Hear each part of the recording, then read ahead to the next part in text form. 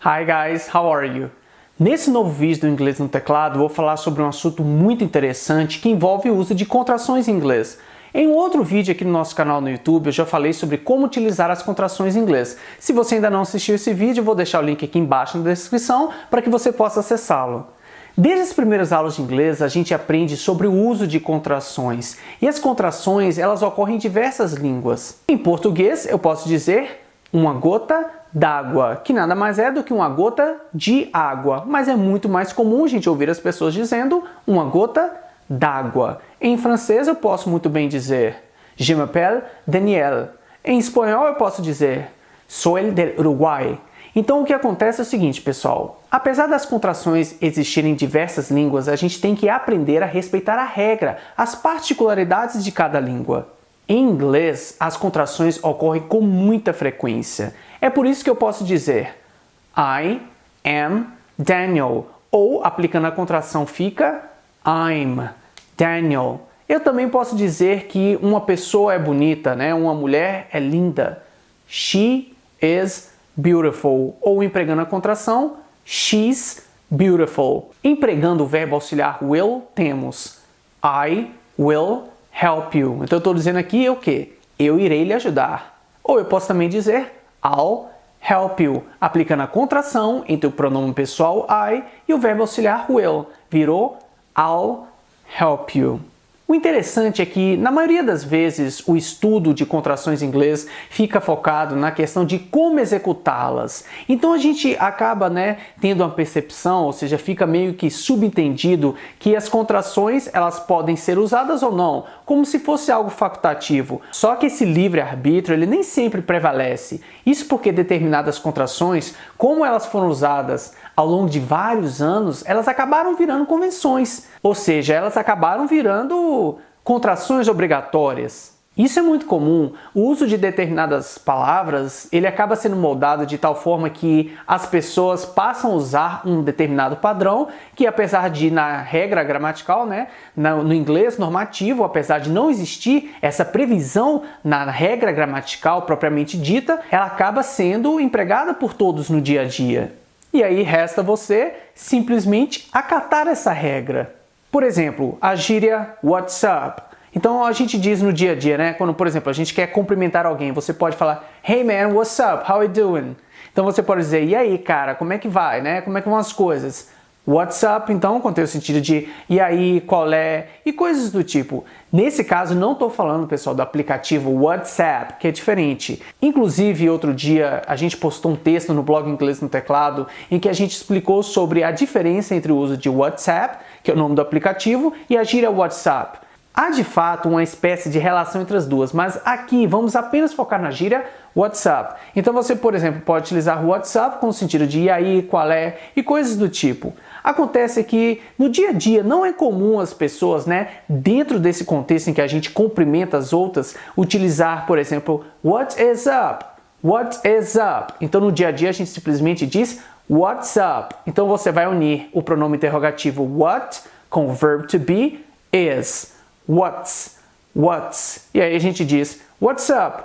How are you? Não é que não podemos utilizar what separadamente do verbo to be is. Você pode utilizar what separado de is, mas dentro desse contexto em que eu estou lhe ensinando, não é comum a gente ouvir as pessoas dizendo what is up? How are you? É comum a gente ouvir as pessoas dizendo what's up? How are you?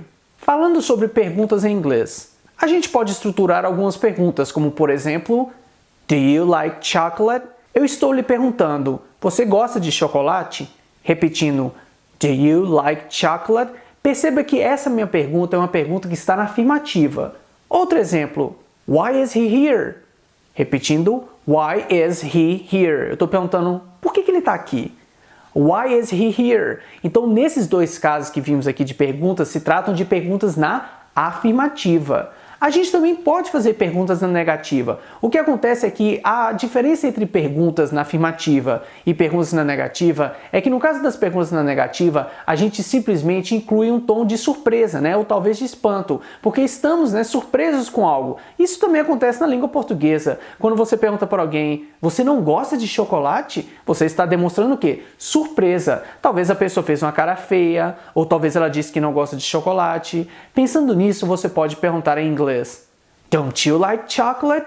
Repetindo, Don't you like chocolate? Então veja que nesse caso eu optei por dizer do com not, formando don't. Passando aquela minha outra pergunta, why is he here? Para a negativa fica why isn't he here? Ou seja, eu estou querendo saber por que ele não está aqui. Repetindo, why isn't he here? Agora vamos fazer a seguinte análise. Eu optei por utilizar as formas contraídas dos verbos auxiliares do e do verbo to be is. Você pode achar muito estranho eu me referir ao verbo to be como verbo auxiliar, mas essa é a função do verbo to be nessas perguntas. Então, se você não sabia que o verbo to be pode ser utilizado como verbo auxiliar, sim, ele pode aparecer numa frase como verbo principal ou como verbo auxiliar.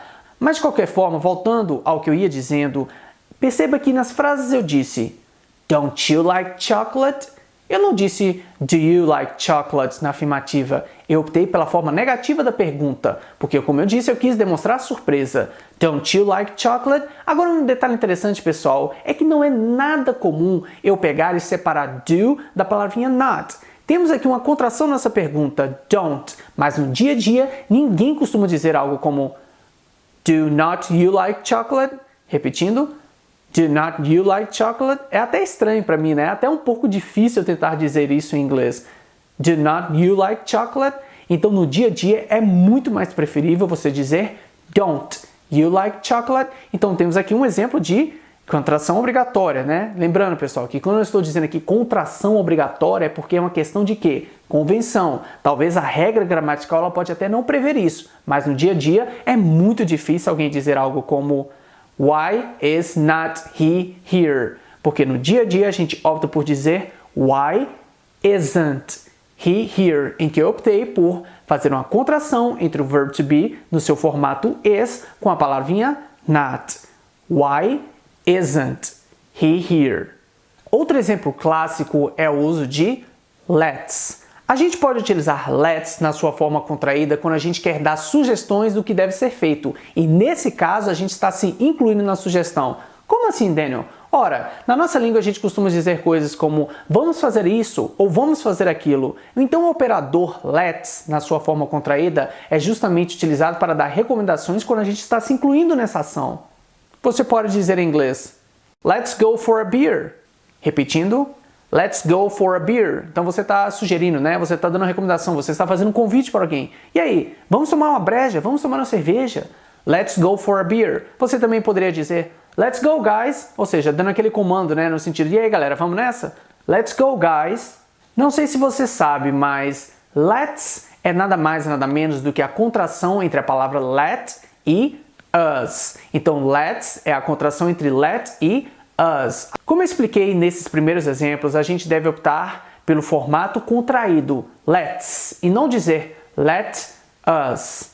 Por incrível que pareça, let us, ou seja, a forma separada, é empregada em contextos completamente diferentes desses que a gente acabou de ver. Inclusive, a gente pode dizer let me, let her, let it, let us, let them. Então a gente pode optar por um object pronoun e unir a palavrinha let. Mas lembre-se, nesse caso estamos utilizando let separadamente dessas palavrinhas. Nesse caso, a ideia contida quando a gente utiliza let separada da palavrinha us é o de pedido ou solicitação. Então, relembrando, o primeiro caso em que a gente viu aqueles dois exemplos, a gente utilizou let com o sentido de lhe incluir na fala, ou seja, você se inclui naquela recomendação. Agora, como a gente vai ver o uso de let us, ou seja, da forma separada, estamos tratando de uma solicitação ou pedido. Por exemplo, vamos supor que alguém está em um cativeiro.